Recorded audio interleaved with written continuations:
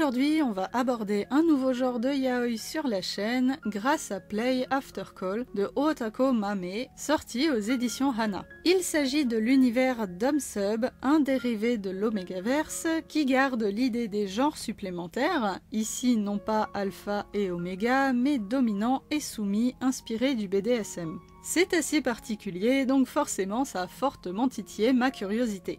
Kurashina Kei est un dominant qui a du mal à assumer sa nature. Il en est légèrement complexé et n'a par conséquent jamais eu de partenaire, n'ayant pas envie d'être violent avec qui que ce soit. De plus, il a aussi développé un complexe envers les autres dominants qu'il estime plus doués que lui, et notamment envers le président du conseil des élèves, Ishiki Hayato, qu'il voit comme le dominant parfait. Seulement, il s'avère que Ishiki n'est pas du tout un dominant, mais un soumis. Grosse surprise pour Kurashina qui remet totalement en question ses idées et préjugés sur son camarade et décide de tout reprendre de zéro avec lui. Comme aucun d'entre eux n'a de partenaire de jeu de rôle, ils décident d'un commun accord d'essayer de combler leurs besoins ensemble, des besoins qui sont plus psychologiques que sexuels. En effet, point intéressant, la sexualité n'est pas forcément au centre de leur jeu ici. Les besoins des dominants et dominés ont une incidence plus sur l'état mental que physique, ce qui change un peu de l'Omegaverse du coup.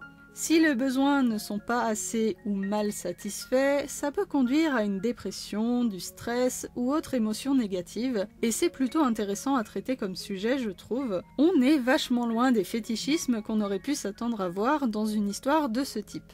Les personnages sont d'ailleurs très portés sur la communication, ce qui est vraiment super agréable. Il n'y a pas de quiproquo et ils font toujours leur maximum pour régler les situations par les mots, en expliquant chacun leur point de vue à l'autre, malgré parfois la gêne que ça peut leur causer. Grâce à ça, je les ai trouvés vraiment mignons et attachants tous les deux, leur relation est très saine et ne dérape jamais dans le glauque ou le vulgaire, c'est vraiment bien géré. C'est sans doute aussi parce que leur relation reste très soft, il y a évidemment une scène de sexe à la fin du volume, mais elle est très douce. Je pense que c'est un excellent titre pour débuter dans l'univers du Dom-Sub. On ne ressent pas de malaise en le lisant et on a même envie d'en savoir un peu plus. En tout cas, c'est mon ressenti.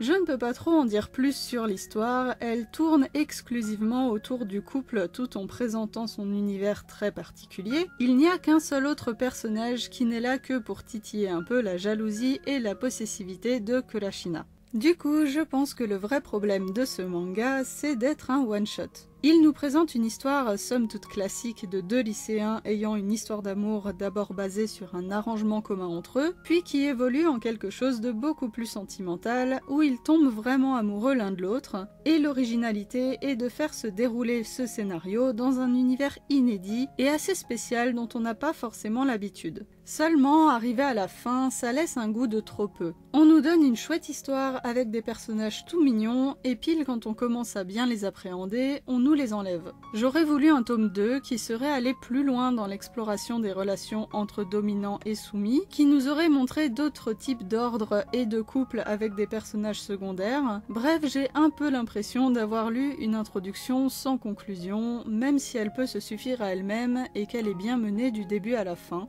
J'ai peut-être juste un peu trop accroché au concept en fait. Un petit point sur les dessins aussi, je n'en suis pas très fan globalement, mais c'est purement subjectif et certaines planches, notamment sur les visages, sont quand même bien jolies, c'est loin d'être désagréable à regarder, même si le style ne me plaît pas personnellement. Je pense que Play After Call est un super manga pour se lancer dans le genre du Dom-Sub. Il prend son sujet très au sérieux et l'utilise avec intelligence en y insufflant juste ce qu'il faut d'émotion. C'est bien joué de la part de l'éditeur, je n'attends plus qu'une chose, c'est d'en lire plus, histoire de découvrir si la vision de la mangaka est partagée par les autres qui se sont lancés dans le genre, et voir aussi ce que ça pourrait donner quand le concept est poussé un peu plus loin que cette mignonne petite histoire d'amour entre lycéens. En attendant peut-être un autre titre que j'espère tout aussi réussi que celui-là, prenez soin de vous et au plaisir de vous retrouver dans un autre coin de la chaîne.